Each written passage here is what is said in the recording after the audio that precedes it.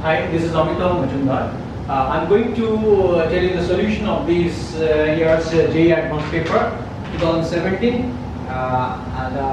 Question number 1 I have in my hand, question 19, that is the IUPAC name of the following compound. It is a very simple question. It is given as it is your chlorine and it is methyl and it is your chlorine. It is a very simple example. We did many difficult questions before, but the question is very simple. See, basically without chlorine it is toluene. So we can say with chlorine I can write 1, 2, 3, 4, 5, 6. So one answer can be your 1 chloro, no, non-chloro, 1 methyl, 4 chlorobenzene. Yes, it will be 1 chloro. Option A, it is 1 chloro. Option O is not option A. It is your option B. What option B is 1. So I should say, if I say it is, let's see if it is chlorotoluene, then obviously our answer will be your C. That is your 4 chlorotoluene. One answer can be correct. 4 chlorotoluene, thinking that this is the basic name of this molecule is toluene. This way. This toluene, so it is 4 chlorotoluene. This is one. Or else, if I write exact IUPAC nomenclature, then it can be, see, we know it is a substituent, methyl is a substituent and chlorine is a substituent. It starts with M, it starts with C, so obviously this will be 1, 2, 3, 4, 5, 6. So therefore B option is over there, 1 chloro 4 methyl benzene, 1 chloro 4 methyl benzene. So therefore these two answers should be correct. This is more correct, that is IUPAC, as well as it is accepted, toluene name is accepted by IUPAC body, so therefore it can be 4 chlorotoluene. So answer choice will be B and C for question number 19. B and C. I have the code 8 paper basically, so the answer is B and C. So we go to the next question. Next question, question number 20. So next question number 20. In question number 20, it is a very simple question. We have done lot of difficult questions on these alkene reactions. The compound is given as CH3. C, it is like this. It is an H, double bond. It is a C, H. It is a CH3. So like this. We know it is a planar molecule. It is a planar molecule. So if I give bromine, what will happen? Bromine, we know it can come from top. It can come from bottom also. It can come from top. It can come from bottom also. So what happens is that here this pi bond attacks this bromine leaves, and this one there attacks this carbon, giving rise to this molecule. That's CH3. It is CH. It is your Br. It is your plus. It is a C. It is an H. It is a CH3 like this. The cyclic brominium ion forms, and this three-centered intermediate, which is not very stable, everybody knows. So it leaves Br minus. It leaves Br minus.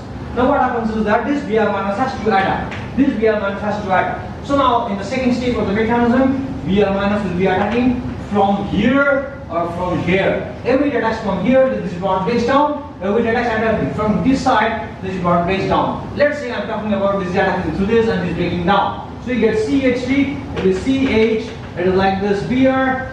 Oh, sorry, it is attacking from this side first. I'm taking this attack first, or I'm taking this attack first, this attack later. So obviously what, if it attacks over here, then what happens, you get the compound as C, it is your Br, it is your CH3, it is your H, and this like this gives you C, H, it is your CH3, it is your Br. This is one compound as given by, I can say it is your AIM, and obviously we can prove it is a meso compound.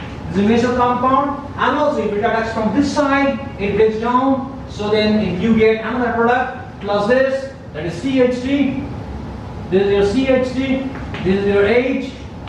This is like this Br. This is like this. It is your Br over here. It is your CH3. It is your H like this. It is your H. It is your CH3. So it is your A. So obviously this is also a meso compound. It is a meso compound because equivalent you can write the structure as this. That is your CH3 coming over here. It is your Br. It is your Br. It is your H. I can write equivalently, right? And over here CH3, over here H, it is your pair. It is your CH3 pair. Sorry, this is the CH3. CH3, it is your pair. It is your H. And over here, if you come bring over here H, it is your pair. It is the CH3. This compound you get, which is named as over here N. And over here, this compound can be equivalent written as CH3 coming in the side. So if you take the Fisher projection, CH3 down, front carbon, CH3 down, H right, and Br left. And over here back carbon, CH3 down, Br left, H CH3. So it is basically your M. So these two compounds we are getting by the trans or anti-addition of the bromine. And this is obviously it is a stereo-specific as well as stereo-selective reaction, because we are getting a meso one type of product we are getting. So it is a meso product, almost it is 100%. So therefore this reaction is stereo-selective. And since cis and trans, the stereoisomers, give two different types of products. One is meso product coming from trans by trans addition and by anti-addition, and cis compound obviously gives you the mixture externally. Therefore the reaction is also called as stereoselective. So we know bromine addition is anti-addition to the alkene, and it is a basically stereoselective and stereospecific too. So therefore these two products A and N we get. Now in the second part, in the second, the structure, reaction number 2, this reaction number 1. Similar mechanism you will get. It is a cis compound, so you get two products of this. Just now I told you, it is CH3, it is a Br, it is a H, it is a Br, it is a H, CH3. This will be definitely your O, and another product is the resin mixture we get. Obviously this is your H, it is a CH3, it is your H, it is your Br, it is a CH3, so obviously it is your P. Quite naturally, if you see, look at the compounds, the options given as O and P are identical molecules. O and P can't be identical because they are basically enantiomers. O and P are enantiomers. So therefore they are enantiomers. So therefore option A is incorrect. Option B, M and O. M and O. Let's say it is your M and it is your O. So M and O are diastereomer. Correct. M and O. So B is correct. M and O is diastereomer. N and P. There is also diastereomer. Yes. So therefore in the question number 20, B is correct. First answer is B is correct. And then C option, if we say bromine proceeds to trans addition, both the reaction is correct. So B and C. So therefore 20 answer is B and C. And then D, M and O. M and O. They are asking M and O. They are saying that two pairs of enantiomer is wrong. This is not enantiomer, they are diastereomer. Because definition of diastereomer is that it should have more than one chiral center, and they should be stereoisomers. Number one, they should be stereoisomers. Here O and M are stereoisomers, and they are basically not mirror image to each other. So therefore the stereoisomers which are not mirror image to each other are basically diastereomers. So therefore the B option is incorrect. So I think you have understood the mechanism is important, anti-addition of bromine.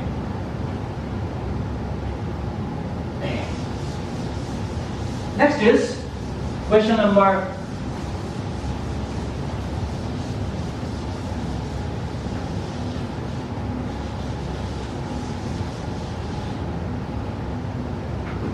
question number 21. Question number 21 is beautiful question.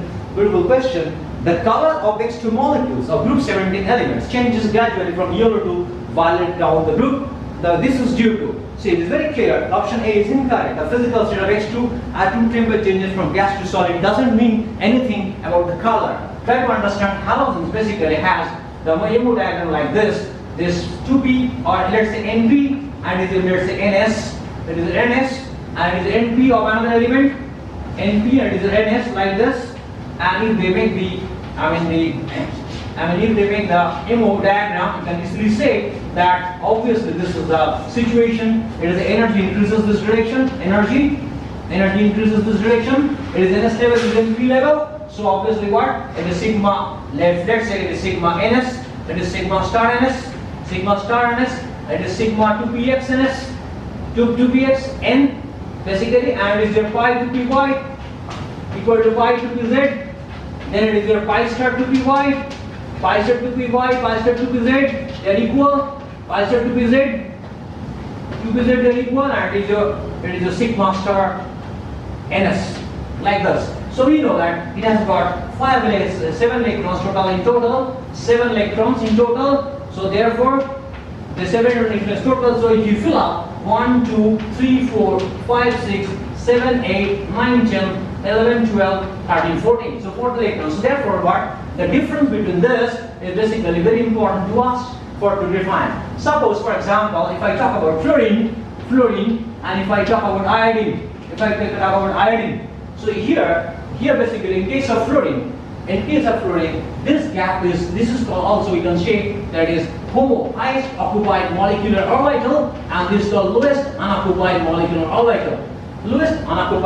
orbital. Basically, electron goes from here to here and then comes back. When it comes back, it emits energy. That energy we call as complementary color, and this is absorbed energy. Listen, if the absorbed energy comes, if the energy difference becomes closer, then absorbed energy becomes less and the emitted energy becomes higher. Same thing is happening. Let's say option B, they are saying that decrease in sigma star pi star gap down the globe. So therefore, yes, F to I2, the sigma star pi star, the gap, suppose this gap in case of fluorine, let's say it is on X, if I say, and if I, for fluorine it is your Y, and if I to say fluorine, it is your Z, and for iron it is W, obviously, you know, this X is greater than Y, greater than Z, greater than W. So therefore, the shift happening from, suppose the fluorine is basically pale yellow. So therefore, it is absorbing the color in the range of red, and if it is suppose it is violet, so obviously, I mean, there is red end, basically the absorption color. In case of fluorine, it is violet end, basically. That means it absorbs more energy, it absorbs less energy. So complementary color is pale yellow for fluorine, and for the iron is basically violet. So therefore, as the energy gap is coming down, so obviously absorption energy will be less, and the emission color will be more. Same thing happening for this. So therefore, C option is also correct, and decrease in homolumous gap down the globe, it is also correct. So therefore, question number 21, B and D are correct. B and D are correct. Question number 21, B and D are correct. Next, if you see question number 22, this is a question of thermodynamics.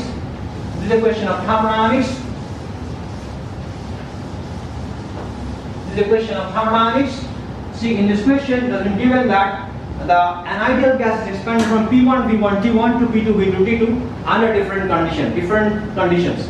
The correct statements among the following are: first, the work done by the gas is less when it is expanded reversely from V1 to V2 under adiabatic conditions as compared to the when expanded reversely from V1 to V2 while under isothermal conditions. It is true that number one, if I talk about adiabatic expansion, W adiabatic, if I say work done by the gas is less, is expanded reversely from V1 to V2, obviously it will be definitely W reversible. If I talk about isothermal, obviously it will be like this, isothermal. And if it is taking place reversibly, it is very correct. By the calculation, you can see that A option is very correct. And second B, if the expansion is carried out freely, it is summatively both isothermal as well as adiabatic. Yes, if we know that P external, if we say that P external equal to 0, so obviously P adiabatic, B reversible, it is same. So because we know that in our case, work done is equal to minus P external into basically dV. Whether it is adiabatic or isothermal, work done is same. Next, option C can be correct because you know option C. I mean C, it is a B, it is a A. Option C, if you see that there is the change in intensity of the gas is 1, 0 if it is expanded reversibly and T1 equal to T. Yes, correct. That it is that delta, because you know T1 equal to T2, then obviously what? Du equal to NCV/dt. So in that case it is 0, so it is becoming 0, it is correct.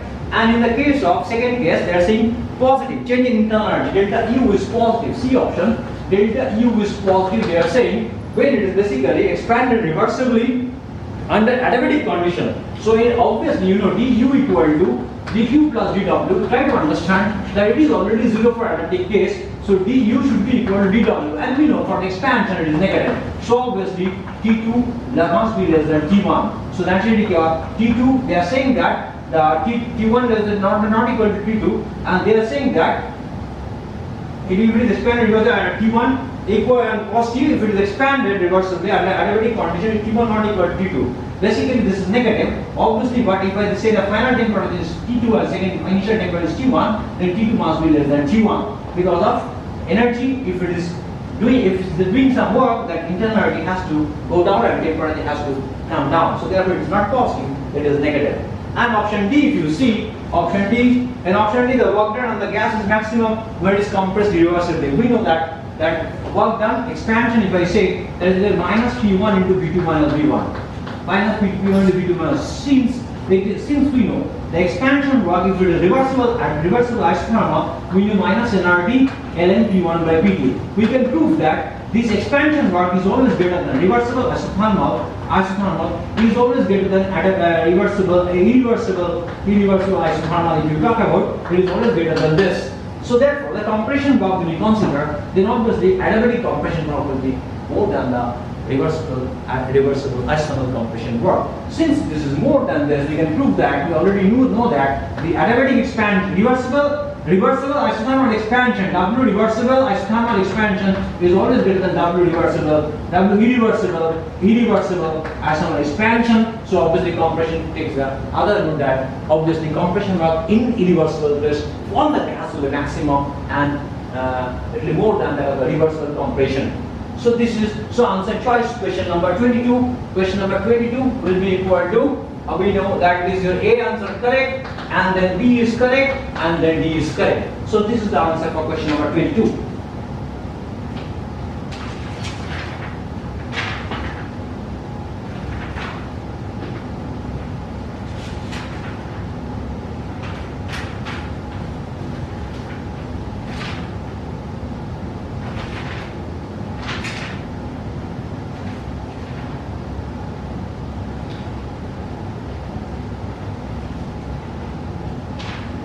Next we go to question number 23.